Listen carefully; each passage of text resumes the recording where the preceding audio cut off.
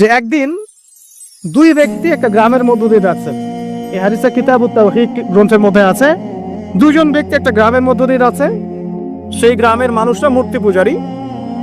তো ওদের পথ আটকে দিল, দিয়ে বলল যে তোমরা যেতে পারবে না সামনে যতক্ষণ না আমাদের এই দেবতার সামনে কিছু না কিছু উৎসর্গ করছো। ঠিক আছে? তো একজন বলল যে আমি কিচ্ছু দিতে পারবো না, কারণ আমি তাওহীদপন্থী মানুষ, আমি কিছুই দিব না, আমি কোনো মূর্তির সামনে কোনো নজর মানত পেশ করবো না। তখন তাকে চাপ প্রয়োগ করা হচ্ছে যে একটা মাছির দানা হলেও দিতে হবে। সে বলল আমি মাছির দানাও দেব না। তখন তারা সবাই মিলে তাকে ধরে হত্যা করল। নবী সাল্লাল্লাহু আলাইহি ওয়াসাল্লাম বলছেন এই ব্যক্তি জান্নাতে চলে গেল। আর যে দ্বিতীয় বন্ধু, সেই বন্ধু বলছে আমার কাছে কিছু দেওয়ার নাই, তখন তাকে ফোর্স করা হচ্ছে একটা মাছি হলেও দিতে হবে। তখন সে একটা মাছি কুরবানি করলো, ওই স্ট্যাচুর জন্য একটা মাছি উৎসর্গ করলো। নবী সাল্লাল্লাহু আলাইহি ওয়াসাল্লাম বলছেন এই মাছিটা উৎসর্গ করার কারণে সে জাহান্নামে চলে গেছে। আমি কিভাবে বুঝাবো আপনাকে শিরক আর তাওহীদ কি জিনিস? মানে লা তুশরিক বিল্লাহি শাইআ, মানে আপনার চিন্তার মধ্যে যাররা পরিমাণ শিরকি আকীদা থাকা যাবে না।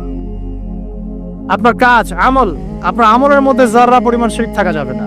আপনার কথার মধ্যে যাররা পরিমাণ শিরকের ছোঁয়া থাকা যাবে না। এই তিনটা ক্ষেত্রেই মূলত শিরক হবে, হয় চিন্তায় হবে শিরক, না হলে কথায়, না হলে কাজে। চিন্তায় কেমন? এই যে কেউ মনে করছে যে আল্লাহ বলতে কেউ নাই, নাউযুবিল্লাহ। এই মহাবিশ্ব সৃষ্টি হয়েছে বিগ ব্যাং থেকে, কেউ সৃষ্টি করে না। তোমরা এগুলো পড়ো না সায়েন্সে? হ্যাঁ। তারপরে মহাবিস্ফোরণের মধ্য দিয়ে অটোমেটিকলি এটা এভাবেই সৃষ্টি হয়ে গেছে।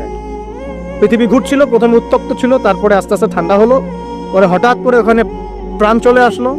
হ্যাঁ, তারপরে কোথা থেকে জানি মানুষ আসলো, তারপর মানুষ গাছের ছাল বাকল করে থাকতো, বন জঙ্গলে ঘুরতো আর পশু শিকার করতো। সব বোগাস কথাবার্তা, মিথ্যা কথাবার্তা। এগুলো একটা কথার সাথে কোরআন সুন্নাহর কোনো মিল নাই। এই প্রত্যেকটা কথা পশ্চিমা সভ্যতা থেকে এখানে আসছে। এই প্রত্যেকটা কথা কোরআন সুন্নাহ বিরোধী। মানুষ না কখনো গাছের ছাল পাতা পরে ছিল, আর না কখনো বন্য প্রাণীর মতো জীবনযাপন করত। মানুষ সৃষ্টির শুরু থেকেই সভ্য ছিল। আল্লাহ রাব্বুল আলামিন আদম আলাইহিস সালামকে কি নগ্ন করে পৃথিবীতে পাঠিয়েছিলেন? তাকে পোশাক দিয়েছেন, তাকে জীবন উপকরণ শিক্ষা দিয়েছেন, ওহীর জ্ঞান দিয়েছেন, এবং এই পৃথিবীতে চলার জন্য যা যা প্রয়োজন সবকিছু আল্লাহ রাব্বুল আলামিন তাকে ওহীর মাধ্যমে শিক্ষা দিয়েছেন। সভ্যতা শুরু হয়েছে একজন নবী দ্বারা। সে নবীর নাম কি? আদম